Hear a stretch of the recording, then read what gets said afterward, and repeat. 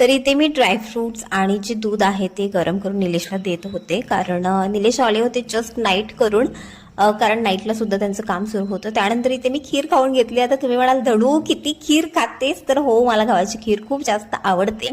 आता इथे भाजीसाठी काय करावं मला सुचत नव्हतं, त्यामुळे इथे सोयाबीन जे होतं ते मी गरम पाण्यामध्ये थोडं मीठ आणि हळद घालून छान मस्त असं शिजवून घेतलं. त्यानंतर मला एका ताईने सांगितलं होतं की पोळपाटवरती चपात्या करून घे, तर आजपासून मी पोळपाटवरती चपात्या करण्याची सवय लावून घेते. आणि आधी मी पोळपाटवरतीच करायचे, त्यानंतर हळूहळू किचन ओट्यावरती चपाती करायची सवय झाली. ठीक आहे, आता पुन्हा आहे ती सवय लावून घेईन. त्यानंतर इथे माझ्याकडे मसाला शिल्लक होता, तर त्याचीच मी सोयाबीन जे होतं ते थोडंसं फोडणी टाकलं. आता एवढंच वाटीभर सोयाबीन बनवायचं होतं, त्यामुळे आहे त्या पातेल्यामध्ये मी फोडणी टाकलं. कढई काही फार मोठी नाही घेतली आणि मी माझं जेवण करून घेतलं. तर आजचा मिनी व्लॉग आणि सोयाबीनची भाजी कशी वाटली कमेंट करून नक्की सांगा. Okay, bye.